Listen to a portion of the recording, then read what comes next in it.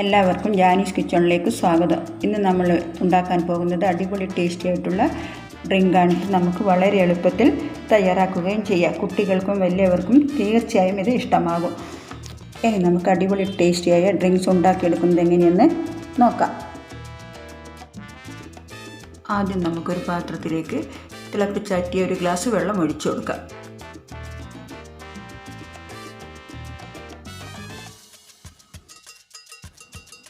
ഇനി നമ്മളിതിലേക്ക് ചേർത്ത് കൊടുക്കുന്നത് പഞ്ചസാരയാണ്.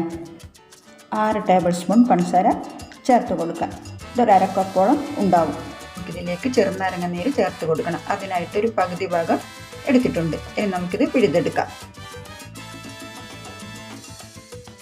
ഇനി നമുക്ക് ഈ നാരങ്ങയുടെ നീര് ഇതിലേക്ക് ഒഴിച്ചു കൊടുക്കാം. എന്നിട്ട് നന്നായിട്ടൊന്ന് മിക്സ് ചെയ്തെടുക്കുക. പഞ്ചസാരയൊക്കെ നന്നായിട്ട് മെൽട്ടായിട്ട് വരണം. ഇനി ഇതിലേക്ക് ഒഴിച്ചു കൊടുക്കുന്നത് യെല്ലോ ലെമൺ കളറാണ്. ഇത് ഒഴിച്ചു കൊടുക്കണമെന്ന് യാതൊരു നിർബന്ധവുമില്ല. കാണാൻ ഒരു ഭംഗിക്ക് വേണ്ടി മാത്രമാണ് ഒരു ഡ്രോപ്സ് ഒഴിച്ചു കൊടുക്കുന്നത്. എന്നിട്ട് നന്നായിട്ടൊന്ന് മിക്സ് ചെയ്തെടുക്കുക.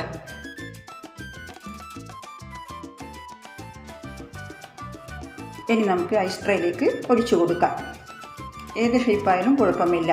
എൻ്റെ കയ്യിൽ സ്ക്വയർ ഷേപ്പിലുള്ളതാണ് ഉള്ളത്. ഇനി നമുക്കിതിലേക്ക് ഒഴിച്ചു കൊടുക്കാം. ഇതെല്ലാവരുടെയും വീട്ടിൽ കാണുമല്ലോ. ഇത് നമുക്ക് തിക്കാക്കി എടുക്കണം. അതുകൊണ്ട് ഈ ഒരു കാര്യം ആദ്യം ചെയ്യുകയാണ് നല്ലത്. ഇനി ഇത് നല്ല കട്ടിയായിട്ട് വേണം. നമുക്കിത് ഫ്രീസറിൽ വെച്ച് കൊടുക്കാം. ഇനി ഒരു പാത്രത്തിലേക്ക് അരക്കപ്പ് വെള്ളം ഒഴിച്ചു കൊടുക്കാം. ഒരു ഗ്ലാസ്സിൽ അരക്കപ്പ് വെള്ളമുണ്ട്. ഇനി ഇതിലേക്ക് കസ്കസാണ് വേണ്ടത്. 2 ടേബിൾ സ്പൂൺ കസ്കസ് എടുത്തിട്ടുണ്ട്. അതൊരു അരിപ്പയിലേക്ക് ഇട്ട് കൊടുത്തിട്ടൊന്ന് കഴുകിയെടുത്തിട്ട് വരാം. ഇനി നമുക്കിതിലേക്ക് ചേർത്ത് കൊടുക്കാം. ഇനി നമുക്കിതിലേക്ക് പഞ്ചസാര ചേർത്ത് കൊടുക്കാം. 2 ടേബിൾ സ്പൂൺ പഞ്ചസാരയാണ് ചേർത്ത് കൊടുക്കുന്നത്.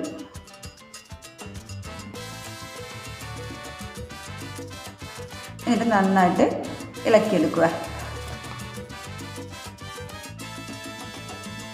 ഇനി നന്നായിട്ടൊന്ന് കുതിർന്ന് വരട്ടെ. അപ്പോഴേക്കും നല്ല മധുരവും ഉണ്ടാവും, അതേപോലെ നല്ല ടേസ്റ്റുമായിരിക്കും. ഇനി നമുക്കിത് അടച്ച് വെച്ചിട്ട് മാറ്റി വെക്കാം. ഇനി നമുക്ക് വേണ്ടത് പാലാണ്. ഒരു പാനിലേക്ക് 2 ഗ്ലാസ് പാല് ഒഴിച്ചു കൊടുക്കാം.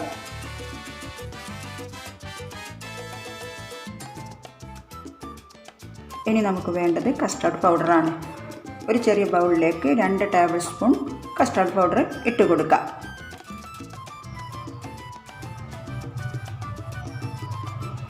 ഇനി ഈ ഒരു പാലിൽ നിന്ന് 4 ടേബിൾ സ്പൂൺ പാൽ ഇതിലേക്ക് ചേർത്ത് കൊടുക്കാം. എന്നിട്ട് കട്ടിയൊന്നുമില്ലാതെ നന്നായിട്ട് മിക്സ് ചെയ്തെടുക്കുക.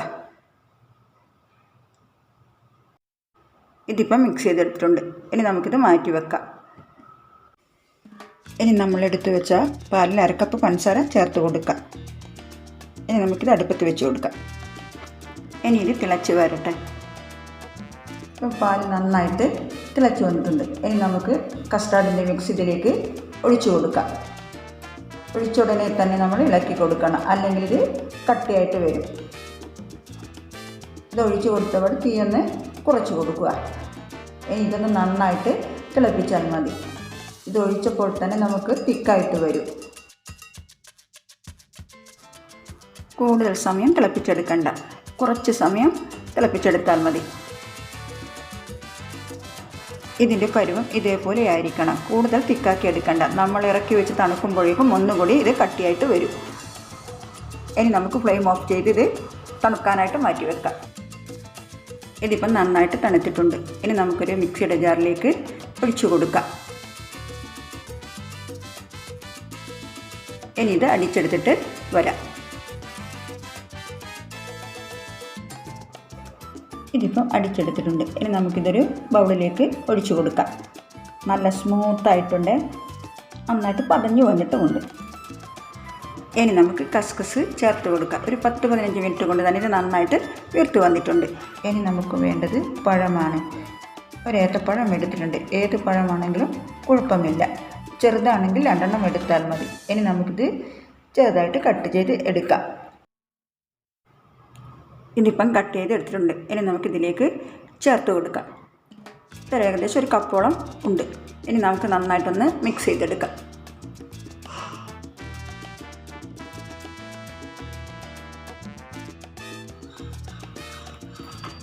ഇനി ഇത് അടച്ച് വെച്ച് ഫ്രിഡ്ജിൽ വെച്ച് തണുപ്പിച്ചെടുക്കാം. മിനിമം 2 മണിക്കൂർ തണുപ്പിച്ചെടുത്താൽ മതി.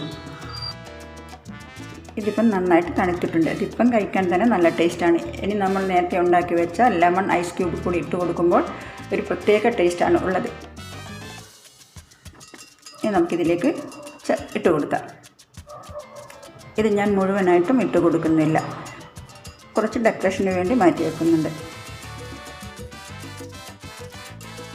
ഇനി ഇതും ചേർത്ത് നന്നായിട്ടൊന്ന് ഇളക്കിയെടുക്കുക. നമ്മളിതെല്ലാം ചേർത്ത് ഡ്രിങ്ക് ഉണ്ടാക്കിയെടുക്കുമ്പോൾ ഒരു പ്രത്യേക ടേസ്റ്റ് തന്നെയാണ് ഉണ്ടാവുക. ഇനി നമുക്ക് ഗ്ലാസ്സിലേക്ക് ഒഴിച്ചു കൊടുക്കാം. നമ്മുടെ വീട്ടിൽ ഗസ്റ്റൊക്കെ വന്നു കഴിഞ്ഞാൽ നമുക്കിത് എളുപ്പത്തിൽ ഉണ്ടാക്കി കൊടുക്കാൻ കഴിയും. അവർക്കത് ഇഷ്ടമാവുകയും ചെയ്യും. അത്രയ്ക്ക് നല്ല ടേസ്റ്റായ ഒരു ഡ്രിങ്കാണ്.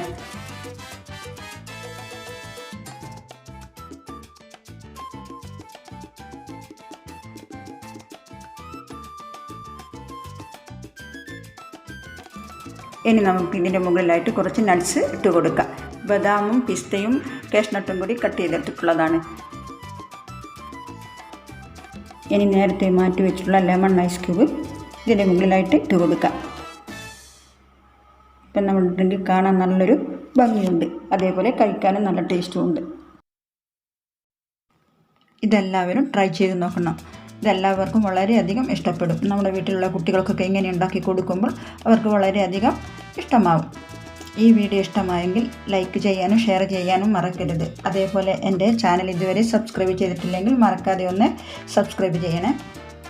അപ്പോൾ നമ്മുടെ അടിപൊളി ടേസ്റ്റി ആയിട്ടുള്ള ഹെൽത്തി ഡ്രിങ്ക് ഇവിടെ റെഡി ആയിട്ടുണ്ട്. ഇനി നമുക്കൊരു പുതിയ വീഡിയോയുമായിട്ട് വീണ്ടും കാണാം. Okay, bye bye.